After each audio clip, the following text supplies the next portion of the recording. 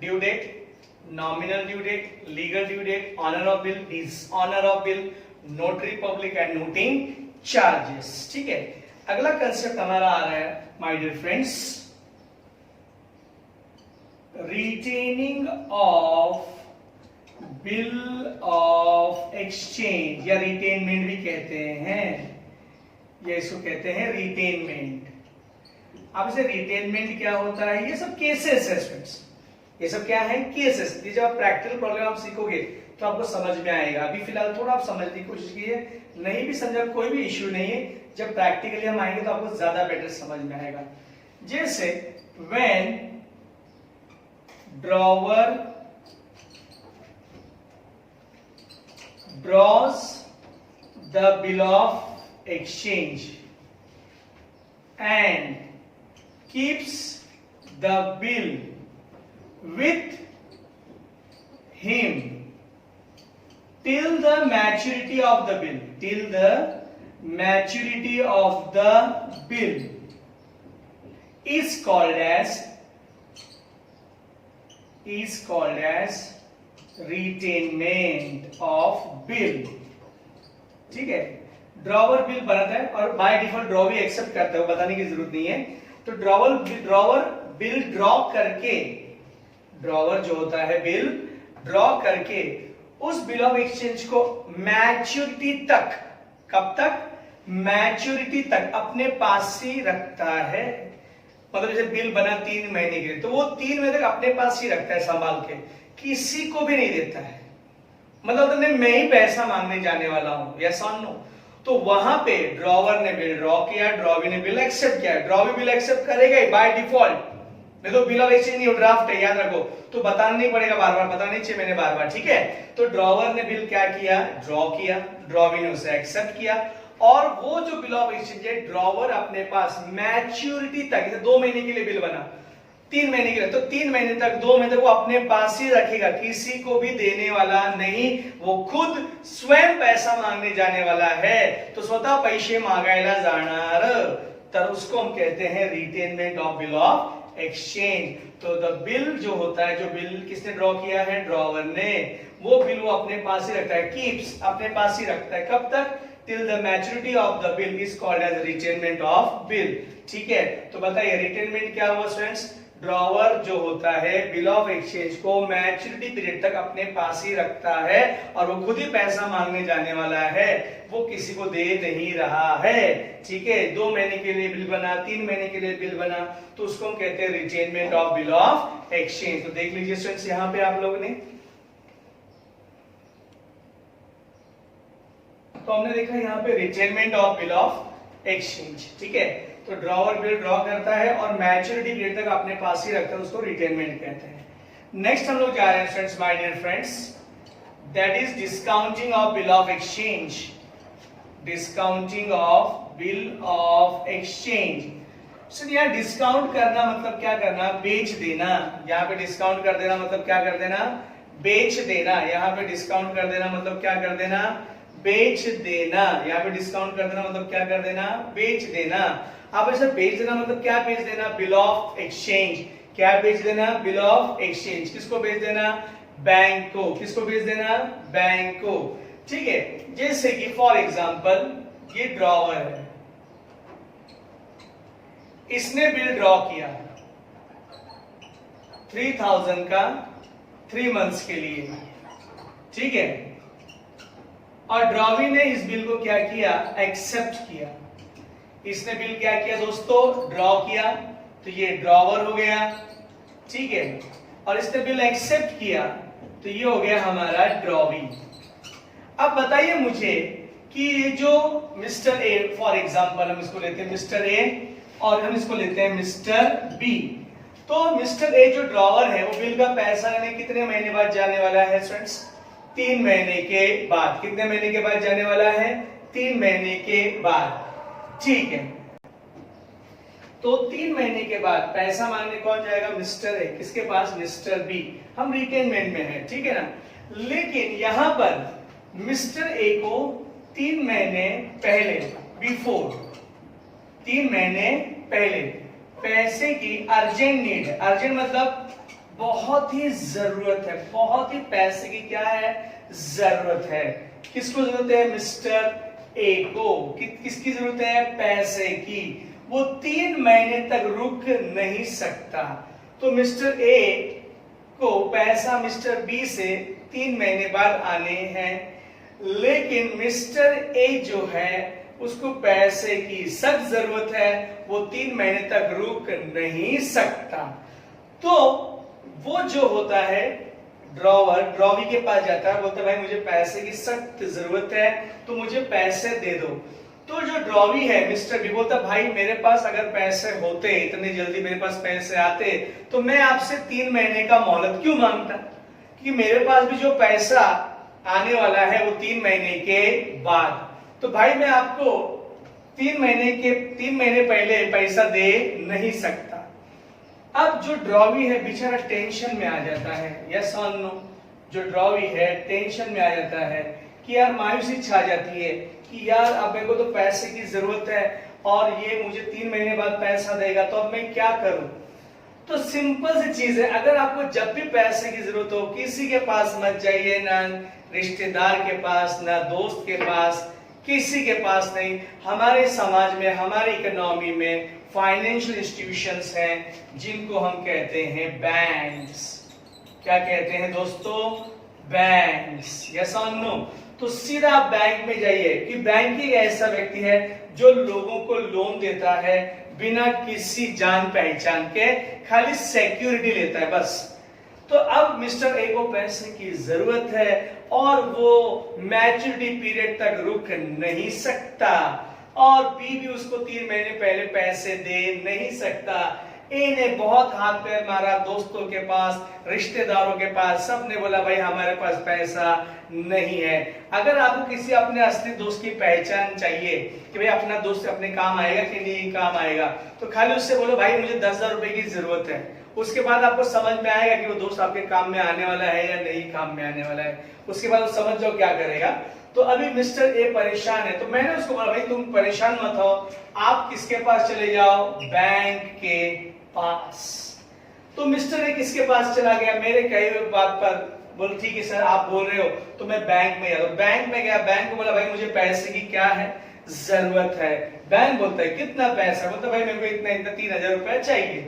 तो बैंक बोलता है ठीक है हम आपको 3,000 रुपए देने को तैयार है। बैंक किसी को मना नहीं करता है। स्टूडेंट्स याद रखो कि बैंक एक फाइनेंशियल इंस्टीट्यूशन है, पैसे का भंडार है, उसके पास पैसे का खजाना है, लेकिन खुद का नहीं, पब्लिक का है। तो बैंक बोलता है कोई बात नहीं हम आपको पैसे देने को तैयार हैं। तो यहाँ पे मिस्टर ए की मायूसी खुशी में बदल जाती है, चलो कोई तो है जो हमको पैसे की मदद कर सकता है। तो उसका जो टेंशन है वो खत्म हो जाता है, उसकी चिंता मुक्त हो जाता है, मुस्कुराने लगता है, बोलता है बैंक मुझे पैसा दे रहा है। लेकिन बैंक उससे क्या मांगता है मेरे दोस्तों, बैंक बोलता है आप मुझे कुछ ना कुछ क्या दे दीजिए, सिक्योरिटी। क्या दीजिए आप मेरे को, सिक्योरिटी। मतलब कि भाई कोई तो चीज आपके पास होगी ना, हम आपको पैसा देंगे तो आप भी तो हमको कुछ सिक्योरिटी दोगे। कल पैसा नहीं दिए तो हम भाई क्या वस्तु बेच के हम पैसा वसूल करेंगे। तो बिल ऑफ एक्सचेंज जो मिस्टर ए है वो बैंक को सिक्योरिटी के तौर पे देता है। एक्चुअली वो सिक्योरिटी के तौर पे नहीं है, वो एक्चुअली बैंक को बिल क्या कर रहा है, सेल कर रहा है। अब इसे सेल क्यों कर रहा है, क्योंकि बैंक को सिक्योरिटी के तौर पे क्या देगा, जो उसके पास क्या है, बिल ऑफ एक्सचेंज। क्या है, बिल ऑफ एक्सचेंज। और बैंक इसके बदले में क्या दे रहा है, पैसा, मनी, यस और नो। तो उसके बदले में पैसा किसको दे रहा है, मिस्टर ए को। किसको दे रहा है, मिस्टर ए को। तो बैंक को ए ने क्या दिया, बिल ऑफ एक्सचेंज, यस और नो। और बैंक ने उसके बदले में क्या दे दिया, पैसा। क्या दे दिया दोस्तों, पैसा। मतलब इसके पास से क्या गया, बिल ऑफ एक्सचेंज गया, किसके पास, बैंक के पास। और बैंक ने इसको क्या दिया, पैसा। मतलब एक हाथ से बिल ऑफ एक्सचेंज जा रहा है और एक हाथ से पैसा आ रहा है, तो वो एक प्रकार का क्या हो गया, सेलिंग ही हो गया ना। जहां पे एक हाथ में आप बिल ऑफ मतलब सामान दे रहे हो और एक हाथ से पैसा ले रहे हो, तो इसको सेल्स ही माना जाता है। अंडरस्टूड और नॉट। तो मिस्टर ए को पैसे की जरूरत है, वो मैच्योरिटी तक 3 महीने तक रुक नहीं सकता। उसको पैसे की जरूरत है, तो वो जाके बैंक को बिल क्या कर देता है, सेल कर देता है। बैंक को बिल क्या कर देता है, सेल कर देता है, बेच देता है। तो बैंक बिल ऑफ एक्सचेंज लेता है और उसके बदले में पैसा देता है मिस्टर ए को।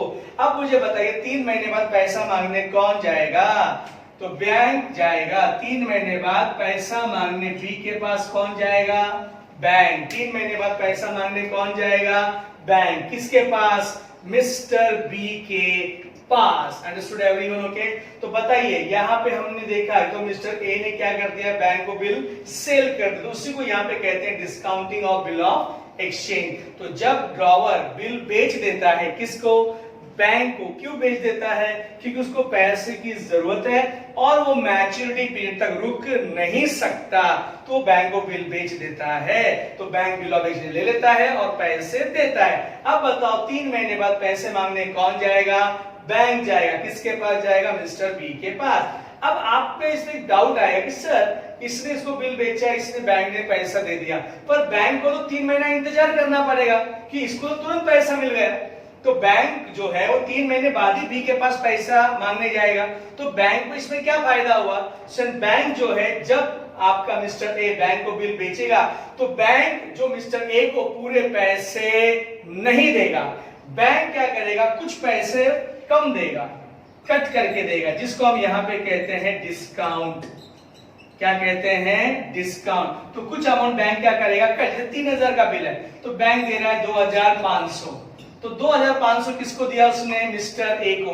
तो कितना रुपया कम दिया, कितना रुपया कम दिया, 500 रुपए। तो बैंक ने क्या कट कर दिया, डिस्काउंट। इसको आप बैंक चार्जेस नहीं बोलोगे, क्या नहीं बोलना, बैंक चार्जेस नहीं बोलना, आप इसको क्या बोलोगे, डिस्काउंट। अब मेरे को बताओ, तो मिस्टर ए को बैंक ने बिल बेच दिया, मिस्टर ए ने बैंक को बिल बेच दिया, ठीक है। बिल कितने का था, 3000। बैंक ने उसको कितना पैसा दिया, 2500। तो बैंक ने कितना कम दिया, 500। तो इसको हम 500 क्या कहेंगे, डिस्काउंट। बैंक पैसा मांगने 3 महीने बाद किसके पास जाएगा, बी के पास। अब बताओ बी बैंक को कितना पैसा देगा, जितना बिल पे लिखा है। तो बिल पे कितना लिखा हुआ है, 3000। तो मिस्टर बी बैंक को पूरे पैसे देगा, कितने रुपए, 3000। तो बताओ बैंक को कितने का फायदा हो गया, 500 रुपए का। बैंक को कितने का फायदा हो गया, 500 रुपए का। तो इसको कहते हैं discounting of bill of exchange. तो ड्रॉवर को पैसे की जरूरत है और वो ड्यू डेट तक, मैच्योरिटी डेट तक रुक नहीं सकता, तो वो बैंक के पास जाके बिल बेच देता है। बैंक उनका बिल खरीदता है पर पूरे पैसे नहीं देता है। वो क्या कट करता है, क्या माइनस करता है, क्या डेबिट करता है, डिस्काउंट। लेकिन जब बैंक 3 महीने बाद पैसे मांगने जब जाएगा ड्रॉवी के पास, तो ड्रॉवी बैंक को पूरे पैसे देगा। अंडरस्टूड और नॉट, ठीक है।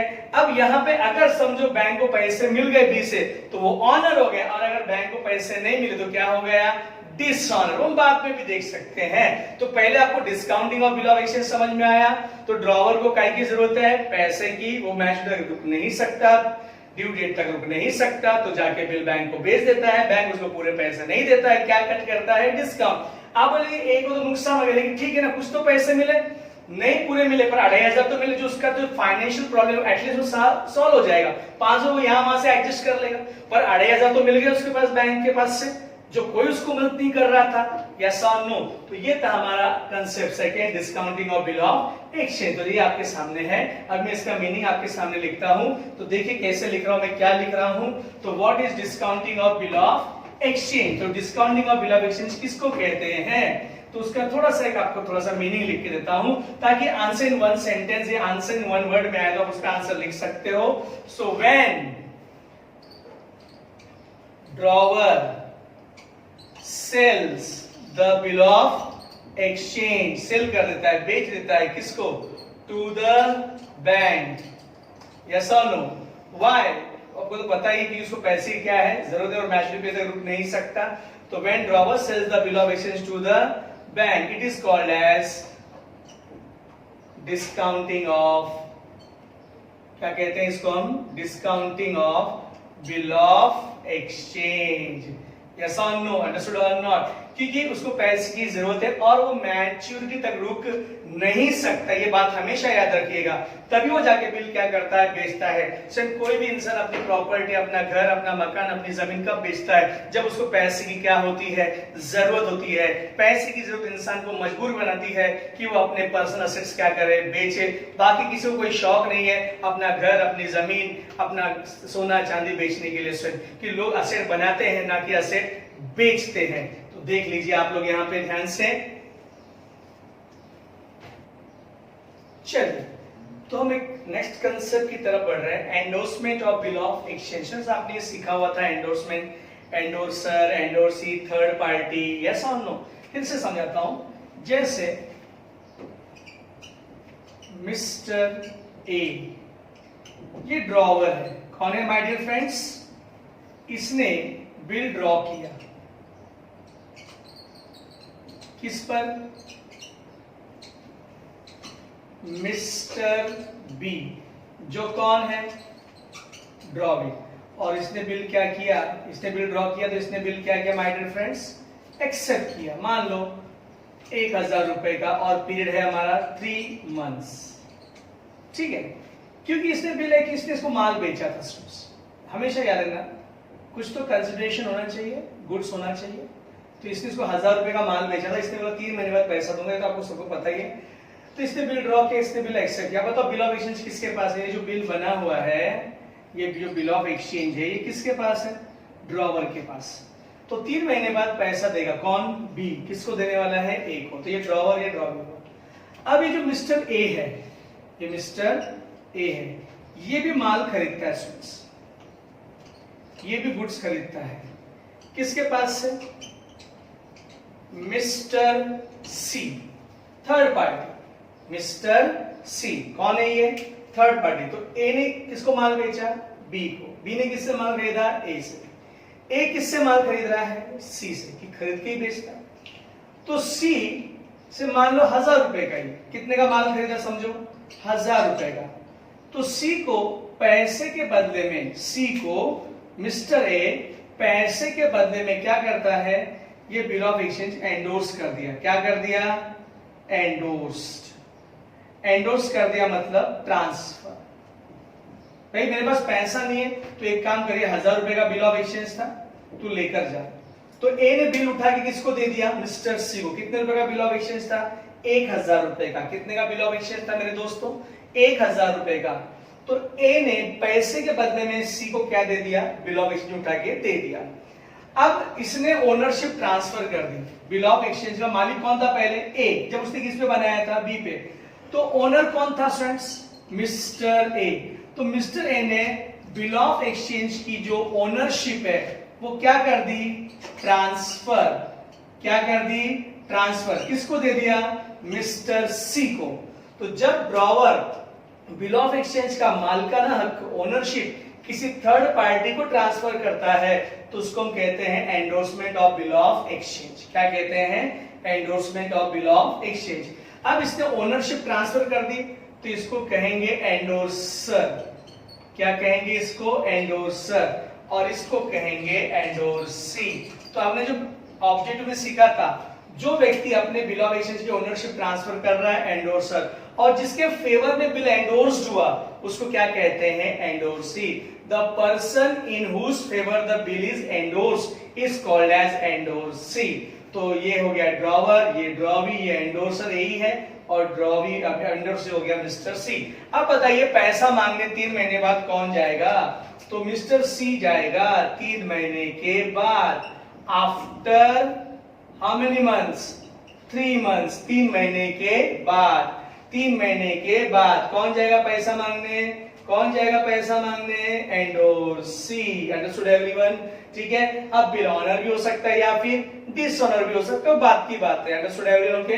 तो हमारा कंसेप्ट था endorsement of bill of exchange when a person, या मतलब ड्रॉवर, ट्रांसफर व्हाट? ओनरशिप। किसका ओनरशिप? बिल ऑफ एक्सचेंज का। किसको दे दिया उसने? थर्ड पार्टी को दे दिया। यस और नो? तो उसको हम कहते हैं एंडोर्समेंट ऑफ द बिल। तो जो बिल एंडोर्स करता है, एंडोर्सर, जिसके नाम पे एंडोर्स किया गया, एंडोर्सी। तो बताओ यहाँ पे पेई कौन है? पेई मतलब जो बिल ऑफ एक्सचेंज का पैसा लेने जाने वाला है, तो पेई है मिस्टर सी। पेई कौन है? Mister C. Understood everyone? कोई डाउट है किसी को? तो what is endorsement of a bill of exchange? Yes और no? Transferring the ownership of the bill, transferring the ownership of the bill to the third party, it is called as endorsement of the bill of exchange. या when the drawer or the holder of the bill, when drawer or holder of the bill transfers what? Bill of exchange, किसको transfer करता है? Third party को, तो उसको हम कहते हैं endorsement of bill of exchange. तो यहाँ पे मैं लिख के देता हूं कि when, meaning when drawer or holder of the bill transfers the bill to the third party, to the third party, it is called as endorsement of bill, endorsement of bill। इसको क्या कहते हैं हम? endorsement of bill. तो ownership transfer करता है drawer या holder. आप इसे कितने बार एंडोर्स किया जा सकता है? जैसे 3 महीने का बिल है तो 3 महीने में आप कितने बार भी एंडोर्स कर सकते हो, जब तक उसका मैच्योरिटी पीरियड खत्म, तो जब तक उसका मैच्योरिटी पीरियड खत्म नहीं होता तब तक हम नंबर ऑफ टाइम्स के लिए बिल क्या कर सकते हैं? एंडोर्स कर सकते हैं। एंडोर्समेंट जो होता है बिल ऑफ एक्सचेंज के बैक साइड में किया जाता है। कौन सी साइड में? बैक साइड, पीछे के साइड में। Understood everyone? Okay, clear? आपने सर क्या सी भी किसी को एंडोर्स कर सकता है? बिल्कुल। या सर अगर सी को किसी को पैसे, समझो डी को देने, सी को पैसे किसको देने हैं? मिस्टर डी को। तो ये बिल उठा के किसको दे देगा? डी। डी को किसी और को पैसे, तो वो उसको एंडोर्स करे। ऐसे कितने बार भी एंडोर्स हो सकता है जब तक उसका पीरियड ऑफ द बिल क्या नहीं होता है? खत्म नहीं होता। तो ये था किस्सा endorsement of bill of exchange का। अंडरस्टूड है? देख लीजिए।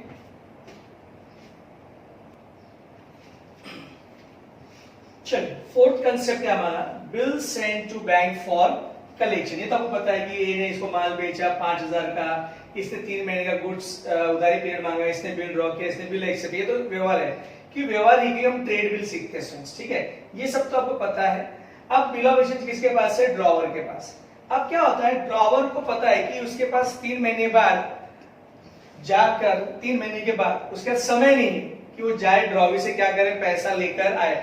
और उसको किसी पर विश्वास भी नहीं, किसी व्यक्ति को भेज दे कि किसी मुलाजिम को उसने पैसे लाने के लिए भेज भी दिया और वो वहां से पैसे लेकर भाग गया, तो क्या करोगे? तो ड्रॉवर को पैसे लेने हैं किससे? ड्रॉवी से।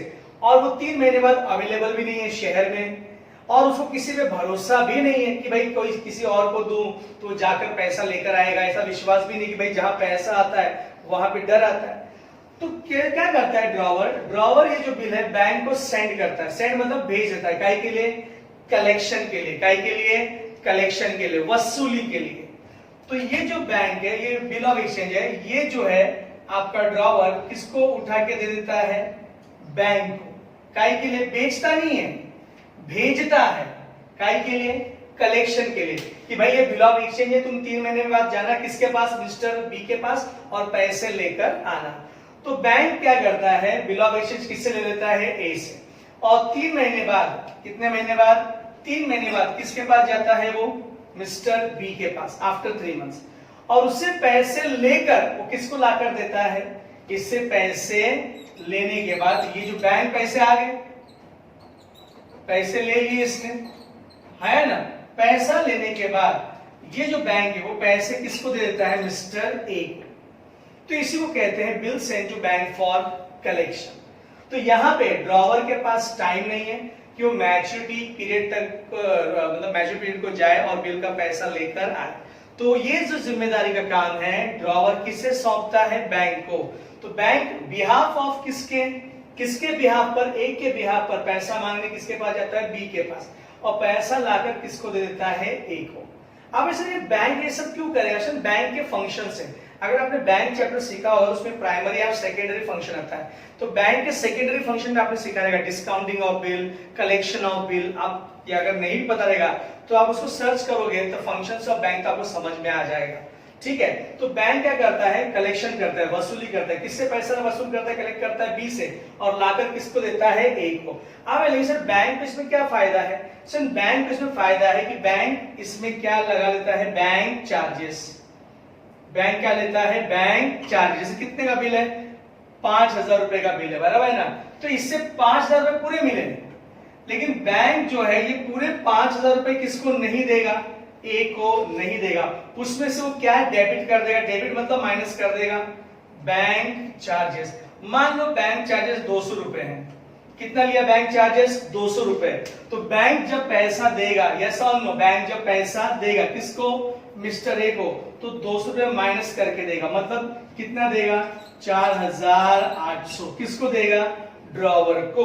अब ऐसे ड्रॉवर को तो नुकसान हो गया 200 रुपए का, ये 200 रुपए का नुकसान सही है भाई, पर अगर किसी उसने अपने व्यक्ति एम्प्लॉय को दिया होता बिल, जाओ पैसा लेकर आए, और अगर वो 5,000 रुपए लेके भाग गया होता, तो बताओ 200 का नुकसान सही है, 5,000 का नुकसान सही है। तो 200 गया ठीक है, पर बाकी 4,800 तो मिला। पर अगर किसी एम्प्लॉय को दिया और वो पैसा लेकर भाग गया तो गए पूरे 5,000 रुपए, बराबर है क्या नहीं, यस और नो। तो जब ड्रॉवर क्या करता है, बिल सेंड करता है किसको, बैंक को, काय के लिए, कलेक्शन को, क्योंकि वो मैच्योरिटी तक खुद जा नहीं सकता, यस और नो, क्योंकि वो कहीं बिजी होगा, कहीं बाहर जाना होगा, घूमने गया होगा, बराबर है कि नहीं। तो ये वो आदेश किसको देता है, बैंक को। जैसे आज फॉर एग्जाम्पल लॉकडाउन का पीरियड है, सब लोग अपने घर में क्वारंटाइन में हैं। समझो ऐसे केस में मिस्टर ए के पास बिल ऑफ एक्सचेंज है, जो उससे पैसा लेना है किससे, मिस्टर बी से, पर अभी उसके पास जा नहीं सकता बाहर, तो वो क्या करता, बैंक तो खुली है ना, तो बैंक में जाएगा और बैंक इसके हवाले क्या कर देगा, बिल ऑफ एक्सचेंज। बैंक किसके बिहाफ पर, ए के बिहाफ पर पैसा किससे कलेक्ट करेगी, ड्रॉवी से, और पैसा लाकर किसको देगी, मिस्टर ए को। लेकिन वो पूरे पैसे नहीं देगी, वो क्या माइनस करेगी, बैंक चार्ज। भाई इतना मेहनत करेगी तो कुछ तो हमको मिलना चाहिए। आज एक छोटे बच्चों को भी आप सामान लाने के लिए भेजते हो तो भाई उसको 1-2 रुपया कमीशन देना पड़ता है, या उसको चॉकलेट के लिए एक्स्ट्रा पैसा देने पड़ते हैं, तब वो आपके लिए काम करेगा। नहीं तो फिर वो बोले भाई कुछ पैसा ही नहीं मिलेगा तो मैं फुकट में क्यों किसी का काम करूं। तो यहाँ पे जब ड्रॉवर बिल किसको भेजता है, बैंक को, काय के लिए, कलेक्शन के लिए। तो बैंक जाता है बिहाफ ऑफ ड्रॉवर, लेकिन वो पूरे पैसे नहीं देगा, वो क्या डेबिट करता है, डेबिट मतलब माइनस कर देगा। क्या माइनस करेगा, बैंक चार्ज। डिस्काउंट नहीं, जब बिल बेचता है तो डिस्काउंट, और जब बिल भेजता है कलेक्शन को तो वहां पे क्या आता है, बैंक चार्ज। तो ये वर्ड याद रखिएगा कि जब हम जनरल एंट्री सीखेंगे तो ये सब वर्ड्स आपको वहां पे काम आएंगे। Understood everyone, okay. तो bill send to bank for collection समझ में आ गया होगा आपको। तो ड्रॉवर मैच्योरिटी पीरियड को जा नहीं सकता किसी कारणवश, तो वो उस बिल को कलेक्ट करने की जिम्मेदारी किससे सुपुर्द करता है, किसको, बैंक को। तो बैंक ड्यू डेट को मैच्योरिटी डेट के बाद जाता है और पैसे कलेक्ट करके ला कर देता है, लेकिन पूरे पैसे नहीं देगा ड्रॉवर को, वो क्या डेबिट कर देगा, bank charges. Understood everyone, okay. Clear हो गया सभी लोगों को। तो ये तो bill send to bank for collection. Understood. देख लीजिए कुछ प्रॉब्लम है तो बता दीजिए आप लोग। तो मीनिंग देखिए, drawer sends the bill to bank for collection, it is called as bill sent to bank for collection. या bank collects the payment of the bill, bank bill का पेमेंट कलेक्ट करता है on behalf of drawer और holder, behalf उसके बदले में of the bill, it is called as bill sent to bank for collection. इसलिए bank क्या लेगा, बैंक चार्जेस। अब लेकिन जरूरी है, कहते हैं क्या होता है, ड्रॉवर को तारीख याद रहा नहीं रहा, भूल गया, बैंक को तो बैंक अपना काम करेगा, टाइम टू टाइम करेगा, अप टू डेट करेगा। तो देख लीजिए आप लोग, आपका मीनिंग लिख दिया मैंने यहाँ पे।